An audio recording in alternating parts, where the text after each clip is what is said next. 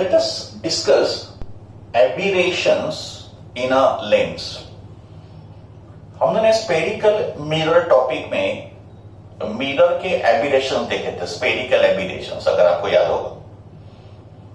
तो जैसे मिरर में एबिरेशंस होते हैं वैसे लेंस में भी एबिरेशंस होते हैं। एबिरेशन का मतलब डिफेक्ट। तो अगर लेंस में डिफेक्ट होगा तो उसको बोलेंगे लेंस एबिरेशंस। एबिरेशन का मतलब defect in a lens. And no lens या नो मिरर या no optical system is ideal. Ideal lens किसको बोलेंगे? आइडियल लेंस जिसमें कोई डिफेक्ट नहीं होगा। तो लेंस या mirror having no defect is called ideal instrument, but such a mirror, such a lens does not exist. हर एक मिरर में या हर एक लेंस में डिफेक्ट होता ही है, and that defect is called aberration. Ideal lens एक ऐसा लेंस होगा जिसमें कोई डिफेक्ट नहीं होगा। आइडियल लेंस एक ऐसा लेंस होगा जो पॉइंट ऑब्जेक्ट का पॉइंट इमेज प्रोड्यूस करेगा। का मतलब अगर ऑब्जेक्ट पॉइंट साइज है तो उसका इमेज भी पॉइंट साइज में ही होगा। उस लेंस को बोला जाएगा ideal lens, which produces point image of point object. But कोई भी लेंस आइडियल होता नहीं, बिकॉज लेंस में कुछ डिफेक्ट होते हैं, and this defect are called aberration. We are going to discuss two aberrations of a lens. Number one is spherical aberration and number two is chromatic aberration. हम लोग दो discuss करेंगे aberration, spherical aberration and दूसरा होगा chromatic aberration. Now in spherical aberration, monochromatic light is incident on a lens. इस type के aberration में जो लाइट रेस पे इंसिडेंट होगा, जो लाइट रेस लेंस पे इंसिडेंट होगा, वो मोनोक्रोमैटिक होगा। मोनोक्रोमैटिक का मतलब सिंगल कलर या सिंगल वेवलेंथ।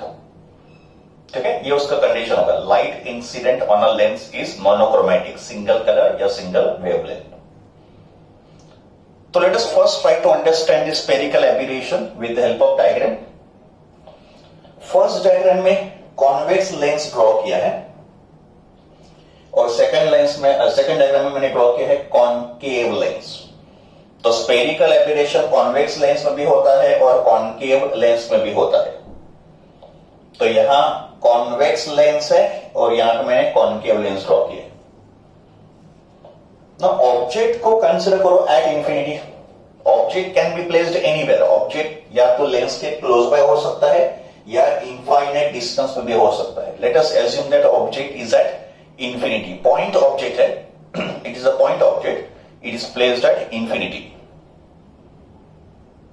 तो रेज जो आएंगे वो ऐसे पैरेलल आएंगे। Since object is at infinity, incident rays are parallel to principal axis. Even in the case of concave lens देखो incident rays are parallel because object को हमने assume किया है at infinite distance. Now ये जो incident rays है, इन incident rays को हम लोग classify करेंगे दो टाइप में। There are two types of incident rays. First जो टाइप होंगे incident rays के, they are farther from the principal axis। का मतलब ये जो incident rays होंगे, ये वाले देखो ब्लू वाला, तो some incident rays are very far away from the principal axis. तो जो incident rays principal axis से दूर होंगे उन rays को बोलेंगे marginal rays. Marginal rays which are away from the principal axis. And the set of incident rays which are close to the principal axis are called paraxial rays. तो paraxial rays are those rays which are close to the principal axis. And marginal rays are those incident rays which are farther, which are away from the principal axis. Now, marginal rays and paraxial rays जब भी lens में से पास होंगे तो इन rays का refraction होगा, but after refraction deviation of marginal rays and deviation of paraxial rays same नहीं होगा. डेविएशन का मतलब angle between incident ray and refracted ray. तो after refraction deviation of marginal rays and paraxial rays is not equal. Deviation of marginal rays is greater than deviation of paraxial rays. Marginal rays का deviation ज्यादा होगा after refraction. इसके लिए marginal rays will bend by more amount. देखो ये हो गया bending of marginal rays, ये हो गया उनका डेविएशन. तो angle of deviation is greater for marginal rays. So marginal rays will converge at one point and that point is called principal focus of marginal rays. We call it FM. तो FM क्या है? Principal focus of marginal rays, ये वाला पॉइंट. And paraxial rays का deviation कम हो रहा है. Angle of deviation is smaller for paraxial rays. Therefore, paraxial rays will converge at some different point. और पैराक्सियल रेस का जो कन्वर्जेंस पॉइंट होगा वो मार्जिनल रेस से भी दूर होगा बिकॉज डेविएशन कम हुआ है. तो ये होगा principal focus of paraxial rays. We call it FP. तो ये जो पॉइंट है ये एफएम है. This is focus of marginal race.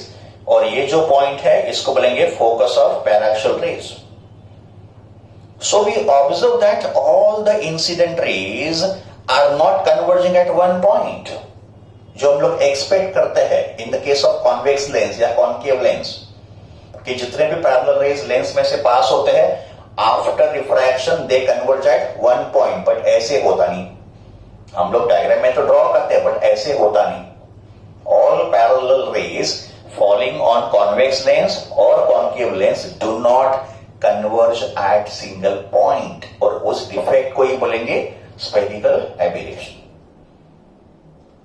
तो marginal rays will converge at one point, paraxial rays will converge at some different point. इसका मतलब will get to principal focus point.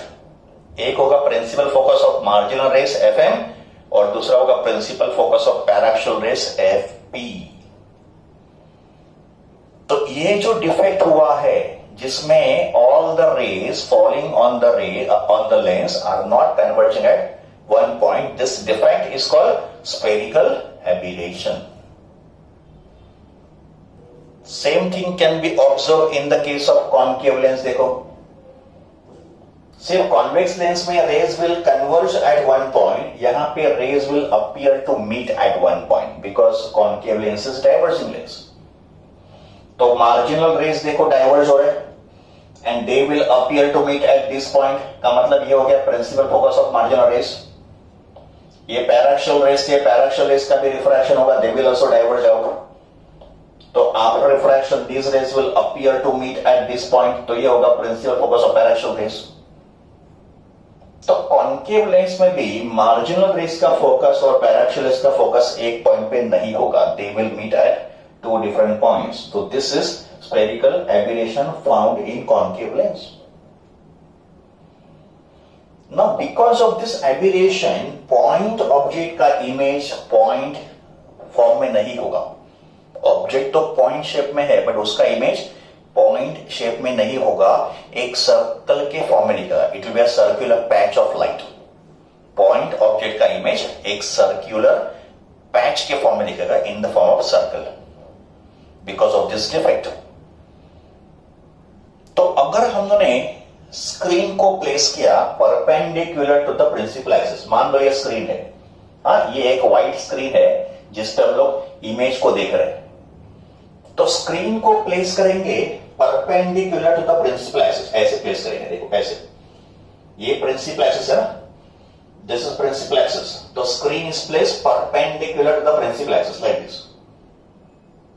तो इस स्क्रीन पे हमको इमेज दिखाई देगा ऑब्जेक्ट का, बट इमेज होगा एक सर्कल के फॉर्म में. देखो ऐसे, ये मैंने कोई डायग्राम ड्रॉ की इमेज की. तो इमेज पॉइंट नहीं होगा, image will be in the form of circle. और उस सर्कल का साइज का मतलब उसका डायमीटर. तो उस सर्कल का जो डायमीटर होगा ये पॉइंट टू पॉइंट चेंज होगा. मतलब इमेज का जो साइज होगा वो पॉइंट टू पॉइंट चेंज होगा. मान लो पहले मैंने स्क्रीन को यहां पे रखा, एट पोजीशन 1 यहां पे रखा, तो मुझे स्क्रीन पे इमेज दिखाई देगा ऑब्जेक्ट का, जो इस सर्कल के फॉर्म में होगा। देखो ऐसी इमेज दिखाई देगा मेरे को स्क्रीन पे। बट अगर मैंने स्क्रीन को पोजीशन 1 पे रखा, यहां पे रखा, एट पोजीशन 1 स्क्रीन को मैंने यहां पे रखा, तो मुझे जो सर्कल मिलेगा, इमेज जो है ना वो सर्कल फॉर्म मिलेगा। तो सर्कल यहां फॉर्म होगा और ये होगा उस सर्कल का डायमीटर, यहां से लेके यहां तक। तो मुझे इमेज एक सर्कल के फॉर्म में दिखाई देगा और ये होगा उस सर्कल का डायमीटर, और इमेज कुछ इस तरह दिखाई देगा मेरे को स्क्रीन पे। फिर मैंने स्क्रीन को धीरे धीरे पीछे मूव किया and now the screen comes to position 2। अभी मैंने स्क्रीन को यहां पर रखा एट पोजीशन 2। तो जैसे मैं स्क्रीन को पोजीशन 1 से पोजीशन 2 शिफ्ट करूंगा, ये जो सर्कल है उसका डायमीटर गोज ऑन डिक्रीजिंग। ये जो सर्कल है ना इमेज, ये इमेज है जो हमको सर्कल के फॉर्म में दिख रहा है। तो इस सर्कल का डायमीटर गोज ऑन डिक्रीजिंग। जैसे मैं स्क्रीन को यहां से यहां शिफ्ट करूंगा, उस इमेज का जो सर्कल है उसका diameter goes on decreasing. And at position 2 I will get circle of minimum diameter. जब मैं स्क्रीन को यहां पे रखूंगा तो मुझे सबसे छोटा सर्कल मिलेगा। देखो ये इमेज है, देखो है ना, यही मैंने ड्रॉ किया, ये क्रॉस सेक्शन है, ये उसका फ्रंट व्यू है। तो image will be a minimum circle at position 2 and such a minimum circle का मतलब such a circle of minimum diameter is called circle of least confusion. तो circle of least confusion is a circle having minimum radius या minimum diameter. अगर इसके बाद मैंने screen को और डिस्प्लेस किया तो वापस सर्कल का साइज गोज ऑन इंक्रीजिंग, वापस सर्कल का size goes on increasing. And यहां पे अगर हमने स्क्रीन को रखा एट पोजीशन 3, तो मुझे जो सर्कल मिलेगा वो ऐसे मिलेगा, ऐसे मिलेगा, और ये होगा उस सर्कल का डायमीटर। देखो फ्रंट व्यू। इसका मतलब इमेज का size first decreases, becomes minimum and then it goes on increasing. और इमेज का साइज मिनिमम कहां पे होगा? At position 2। तो वो जो मिनिमम रेडियस का सर्कल फॉर्म होगा, जो इमेज का सर्कल है, that is called circle of least confusion. Spherical aberration can be measured with help of two terms. दो टर्म से स्फेरिकल एबेरेशन हम लोग मेजर करेंगे। एक होगा लॉन्जिट्यूडिनल स्फेरिकल एबेरेशन और दूसरा होगा transverse spherical aberration. Now what is longitudinal spherical aberration? तो longitudinal spherical aberration is a distance between Fm and Fp। ये जो डिस्टेंस होगा Fm और Fp के बीच का, ये जो डिस्टेंस होगा, this distance is called longitudinal spherical aberration। Sp का मतलब यहाँ पे spherical। तो longitudinal spherical aberration is a distance between Fm and Fp। ये जो डिस्टेंस होगा Fm और Fp के बीच का, this is called longitudinal spherical aberration।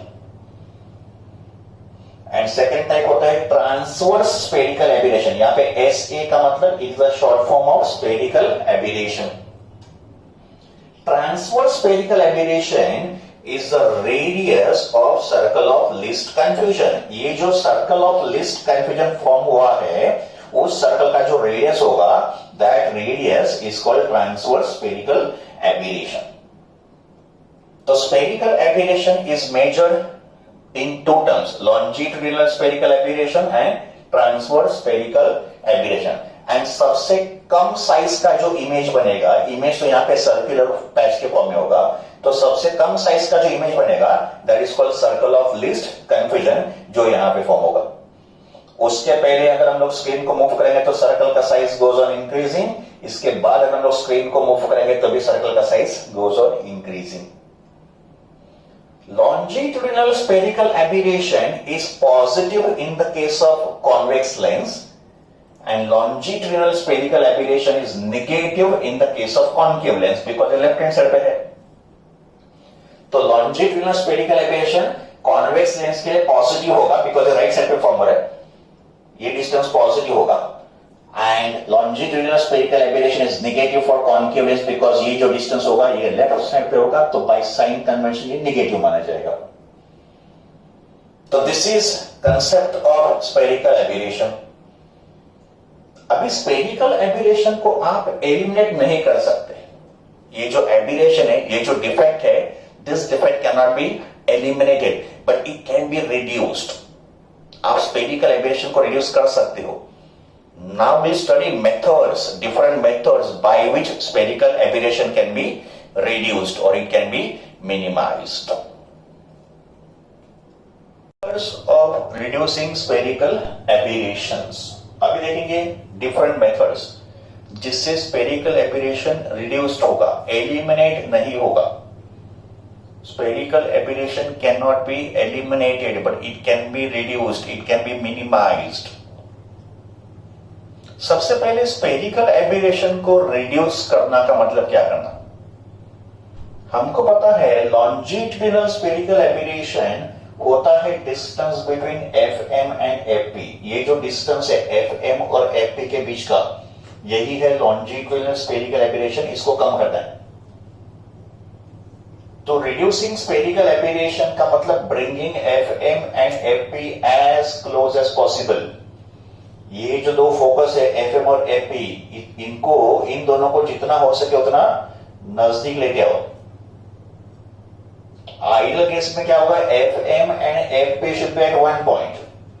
ये दोनों एक ही पॉइंट पे होना चाहिए, का मतलब all the parallel rays should meet at one point, but that is not possible. But जितना हो सके उतना FM और FP को क्लोज बाय लेके आओ, तो स्फेरिकल एबिरेशन रिड्यूस्ड होगा। ठीक है, तो रिड्यूसिंग स्फेरिकल एबिरेशन का मतलब bringing the two points FM and FP as close as possible. Method number 1, by using stops.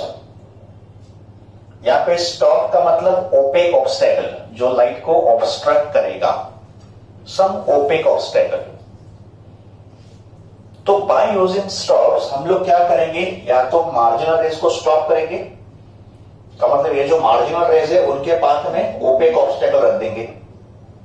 जैसे मैंने यहां पे क्या देखो, तो ये मार्जिनल रेज थे, इनके सामने मैंने ओपेक ऑब्स्टेकल रखा। This opaque obstacle are called stops such that marginal rays are stopped. का मतलब ये जो रेज है ये रेज पे फॉल नहीं करेंगे, सिर्फ पैराक्सियल रेज ही लेंस के ऊपर फॉल करेंगे and paraxial rays will converge at FP। का मतलब हमको सिर्फ एक ही फोकस मिलेगा बिकॉज मार्जिनल रेज तो स्टॉप कर दिए। दूसरा मेथड क्या होगा, you place stop in place of in front of paraxial rays. Paraxial rays के सामने स्टॉप रख दो। स्टॉप का मतलब ओपेक ऑब्स्टेकल रख दो, तो पैराक्सियल रेज स्टॉप हो जाएंगे, सिर्फ मार्जिनल रेज फॉल करेंगे and marginal rays will converge at one point. तो using stops either we stop marginal rays और पैराक्सियल रेज। का मतलब या तो हमको F मिलेगा या FM मिलेगा। बस इस टेक्निक का डिसएडवांटेज क्या है, इमेज का जो ब्राइटनेस है वो कम हो जाएगा, है ना। इमेज का जो ब्राइटनेस है ना वो कम हो जाएगा, बिकॉज आपने कुछ रेज को स्टॉप कर दिया, ब्लॉक कर दिया।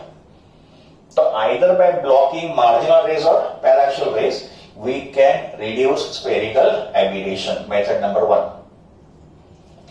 Method number 2 is using plano convex lens.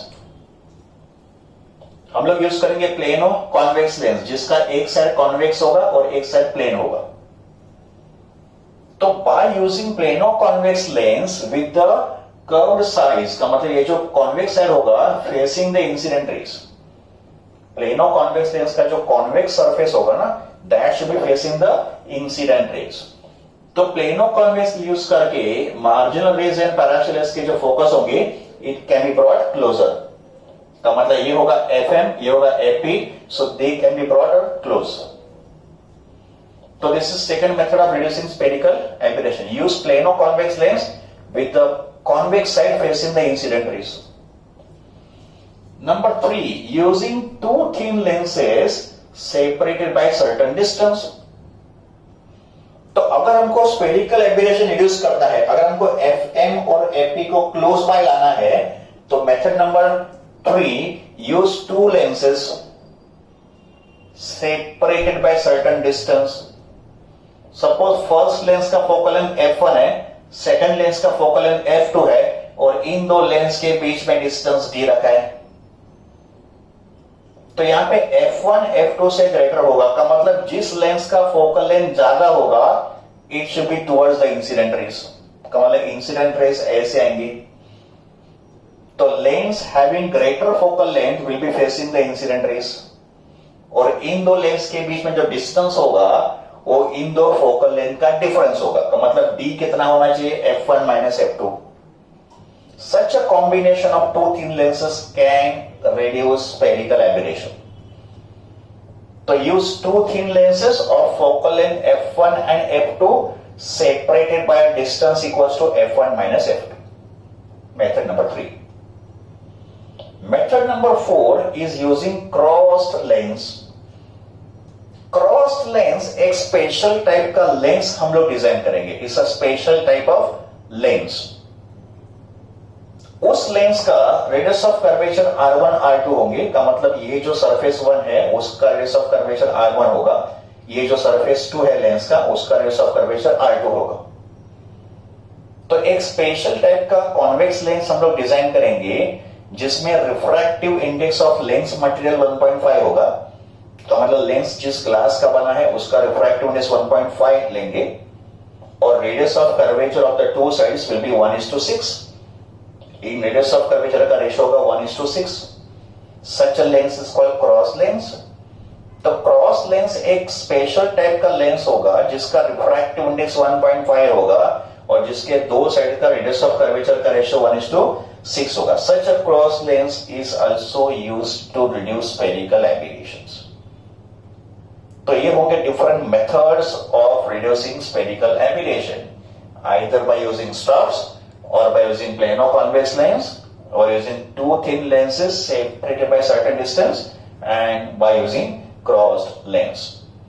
So you get different methods of reducing spherical aberrations. Now we discuss second type of aberration, which is called chromatic aberration. Second aberration या second defect found in a lens is called chromatic aberration. Chromatic aberration के case में जो light ray incident होंगे वो white colour होंगे। का मतलब object is also white, and हमको पता है white light is a polychromatic light.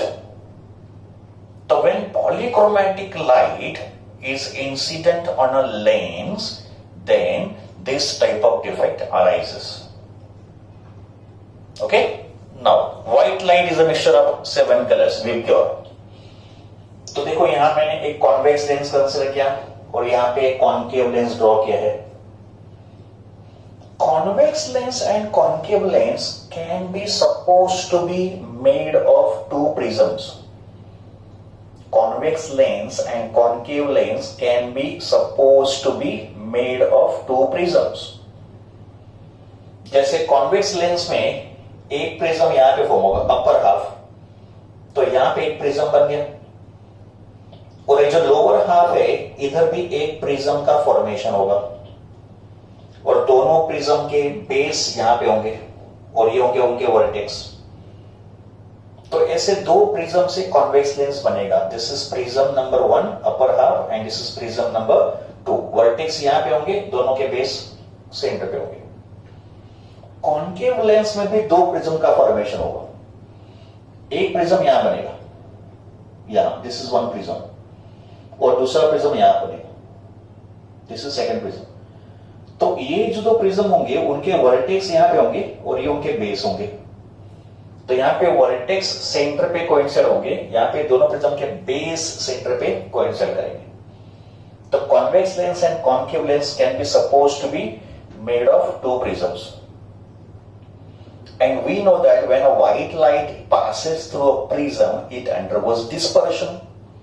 White light अपने 7 कलर में split होगा।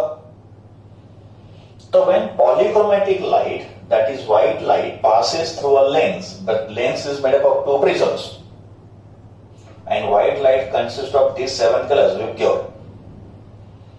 तो जब भी व्हाइट लाइट इन लेंस में से पास होगा, का मतलब इन अदर वर्ड ये प्रिज्म में से पास हो रहा है तो डिस्पर्शन होगा। तो all the 7 colors will emerge from the other side. Now problem क्या होगा? Refractive index and focal length. Refractive index mu and focal length f. ये जो रिफ्रैक्टिव इंडेक्स और फोकल लेंथ होगा ये डिफरेंट कलर्स का डिफरेंट होगा. Refractive index and focal length is different for different colours.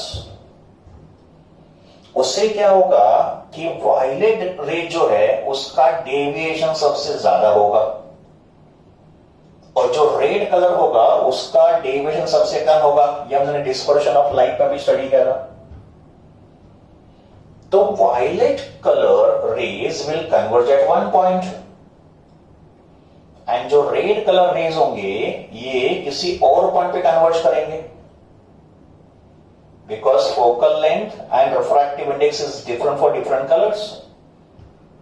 तो यहां पे एक्सट्रीम कलर्स कौन से होंगे? Violet and red. तो ये होगा principal focus of violet colour. यहां पे मैंने अपोजिट लिखा है, इसको चेंज करते हैं. तो ये होगा principal focus of red colour, बराबर. और ये होगा आपका प्रिंसिपल फोकस किस कलर का? वायलेट कलर का. ठीक है. तो F V and F R. F V क्या होगा? Principal focus of violet colour और एफ आर क्या होगा? Principal focus of red colour. And all the remaining colours indigo, blue, green, yellow, orange, इनके जो प्रिंसिपल फोकस होंगे ये इनके बीच में होंगे. ये होंगे principal focus of two extreme colours. Red and violet are called extreme colours. Remaining 5 colours के प्रिंसिपल फोकस इन दो पॉइंट के बीच में फॉर्म होंगे. Distance between F V and the centre of a lens होगा focal length of a lens for violet colour and distance between F R and the centre of a lens होगा F R. ये होगा focal length of a lens for red colour. तो यहां पे हमको total 7 focal length मिलेंगे because हर एक colour का एक इंडिविजुअल फोकल लेंथ होगा. एंड बिकॉज ऑफ दिस हमको ऑब्जेक्ट का एक कलर्ड इमेज मिलेगा जो एकदम ब्लर्ड होगा, क्लियर नहीं होगा. And this defect is called chromatic aberration. तो what is chromatic aberration? Image of a white object is coloured and blurred because refractive index and focal length of a lens is different for different colors. So this defect is called chromatic aberration. And because of chromatic aberration, object का जो image form होगा वो एकदम colored होगा. हमको color ring मिलेंगे, circular colored ring मिलेंगे जिसमें inner circle होगा violet का और outer circle होगा red color का. Distance between F V and F R, इन दो फोकस के बीच का जो डिस्टेंस होगा ये होगा F R minus F V, है ना. ये डिस्टेंस एफ आर है, ये डिस्टेंस एफ वी है, तो ये कितना होगा? F R minus F V. तो F R minus F V is the distance between F V and F are.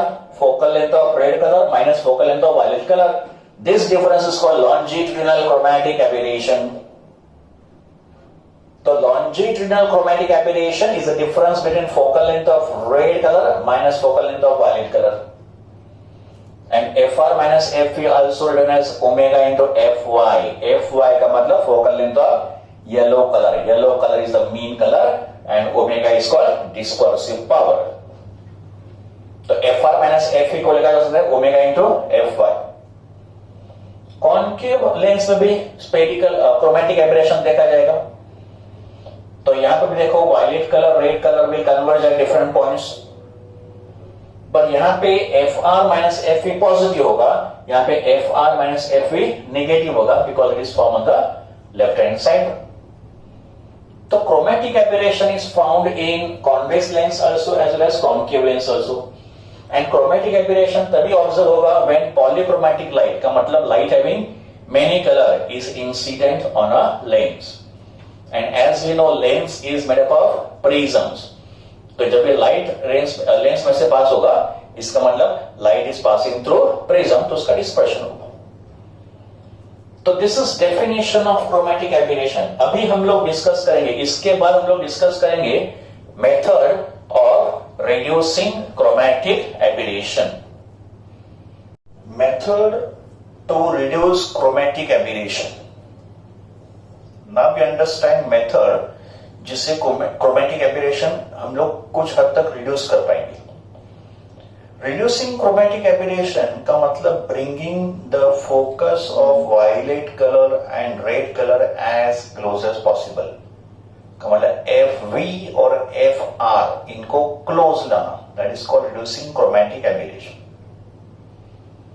और उसके लिए जो मेथड फॉलो करेंगे वो है achromatic combination of two lenses in contact. तो method of reducing chromatic aberration is achromatic combination of two lenses in contact। और इसका जो कंडीशन होगा that is called condition of achromatism. Achromatic combination का जो कंडीशन हमको मिलेगा that is called achromatic combination या एक्रोमैटिज्म।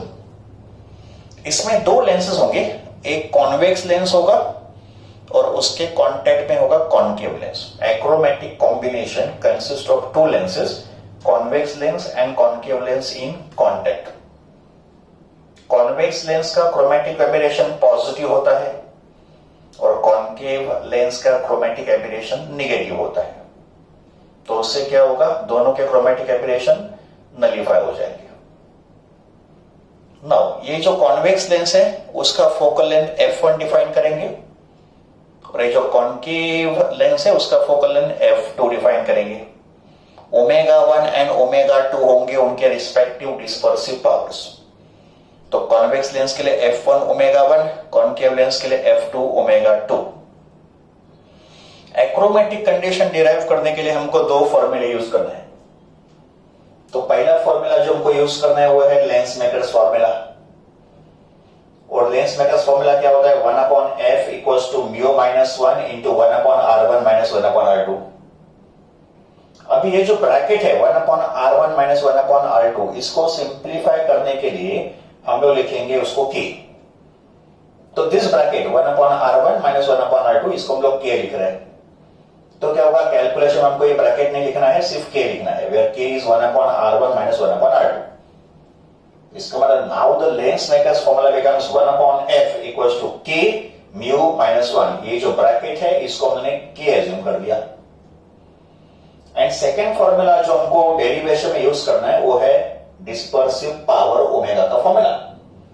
डिस्पर्सिव पावर ओमेगा होता है mu V minus mu R upon mu I minus 1। Mu V, mu R and mu I are the refractive index of violet color, red color and yellow color। तो इन दो फॉर्मूले को हमको use करना है और साथ में एक और फॉर्मूला यूज करना है जो होगा equivalent focal length of two lenses in contact, because यहां पे दो लेंस कॉन्टैक्ट में है। तो when two lenses are in contact their equivalent focal length का formula 1/f equals to 1/f1 plus 1/f2 होता है, वो भी हम लोग यूज करेंगे। Now let us start the derivation. सबसे पहले कॉम्बिनेशन एक्रोमैटिक बिहेव करना चाहिए। तो इसके लिए focal length of violet colour must be equal to focal length of red colour. का मतलब इक्विवेलेंट फोकल लेंथ जो बनेगा ना इन कॉम्बिनेशन का, वायलेट के लिए और रेड के लिए सेम होना चाहिए, तभी तो दोनों के फोकस एक पॉइंट पे आएंगे। तो एक्रोमैटिक कंडीशन क्या होगा, FV must be equal to FR, focal length, equivalent focal length of violet color and equivalent focal length of red color must be equal। तभी दोनों के का मतलब रेड और वायलेट के फोकस एक पॉइंट पे आएंगे और क्रोमैटिक एब्रेशन एलिमिनेट या रिड्यूस हो जाएगा। It also implies 1/f equals to 1/fr taking reciprocal। अभी 1/fv जो है वो होगा equivalent focal length of this combination for violet colour and 1/fr जो होगा वो होगा equivalent focal length of this combination for red colour and 1/f का फॉर्मूला 1/f1 प्लस 1/f2। तो वायलेट के लिए भी 1/f1 प्लस 1/f2 लिखा और रेड के लिए भी 1/f1 प्लस 1/f2 लिखा। And then we substitute this values. अपन लोग क्या करने, इन सबको सब्स्टिट्यूट करेंगे बाय लेंस मेकर्स फॉर्मूला। ठीक है, तो लेंस मेकर्स फॉर्मूला से इन सबको सब्स्टिट्यूट करेंगे। ओके, तो चलो सब्स्टिट्यूट करते हैं इसको। तो पहले हम लिखेंगे 1/f1b। तो 1/f1v will be k into μ1v minus 1 है ना, ये फॉर्मूला अप्लाई किया। और यहां पे लिखेंगे k1, यहां पे क्या लिखेंगे k1, फर्स्ट लेंस के लिए k1 और सेकंड लेंस के लिए k2 लिखेंगे। तो f1 1/f1v का formula μ1v minus 1 into k1 according to lens makers equation, and 1/f2v को लिखा μ2v minus 1 into k2 according to lens makers equation. Same thing आप यहां पे लिखो 1/f1r को μ1r minus 1 into k1 and 1/f2r होगा μ2r minus 1 into k2। इसको solve करने के बाद हमको k1 और k2 का रेशो मिलेगा। Open the bracket, take out the common terms. तो ओपन द ब्रैकेट और कॉमन टर्म्स निकालो और k1/k2 का रेशो निकालो। वो आएगा minus of μ2v minus μ2r upon μ1v minus μ2r। इसको कॉल करेंगे इक्वेशन नंबर 1। तो इसको सॉल्व करने के बाद k1/k2 का जो रेशो है वो आ गया minus of μ2v minus μ2r upon μ1v minus μ1r। इसको कॉल किया हमने इक्वेशन नंबर 1।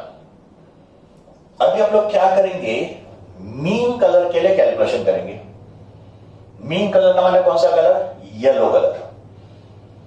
तो equivalent focal length of this combination for yellow colour को लिखा जाएगा 1/f1y plus 1/f2y, where 1/f1 होगा focal length of the first lens for yellow colour and 1/f2y होगा focal length of second lens for the yellow colour. अभी 1/f1y का formula क्या होगा, lens makers formula apply करो। तो 1/f1y होगा μ1y minus 1 into k1 lens makers equation, and 1/f2y क्या होगा μ2y माइनस 1 इंटू k2। तो ये होंगे 1/f1y और 1/f2y के फॉर्मूले। इन दो इक्वेशन को डिवाइड करो। अभी हम लोग क्या करेंगे, इन दो इक्वेशन को डिवाइड कर लेंगे।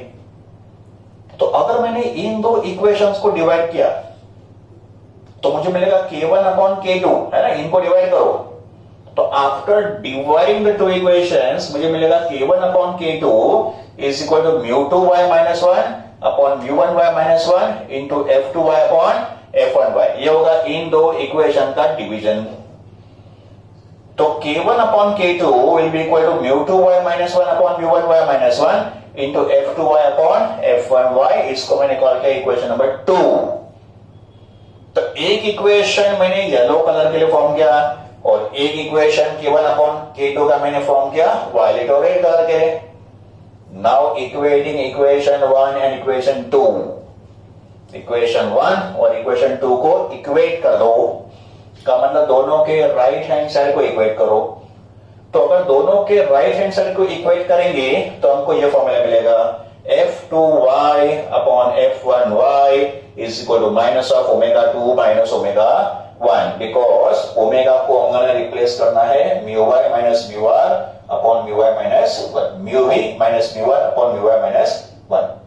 तो ये जो टर्म होगा ना, इसको हमको ओमेगा से रिप्लेस करना है। तो हमको फॉर्मूला मिलेगा f2y upon f1y equals to minus of ω2 by ω1, या simply we can write f2 upon f1 equals to minus of ω2 by ω1। Yellow colour white नहीं लिखा तो भी चलेगा। और we can see ω1 upon f1, ω1 यहां ले लो, f2 यहां ले लो।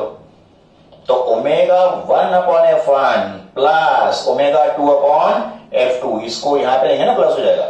तो ω1 upon f1 ω2 upon f2 should be equal to 0. This is called condition of achromatism. इसको बोलेंगे condition of achromatism. f2 upon f1 equals to minus of ω2 by ω1, और ω1 upon f1 plus ω2 upon f2 is equal to 0. तो ये जो achromatic combination होगा, ये combination इस condition को obey करेगा, and by using achromatic combination of lenses, chromatic aberration can be minimized, या it can be reduced. तो ये हो गया method of reducing chromatic aberration.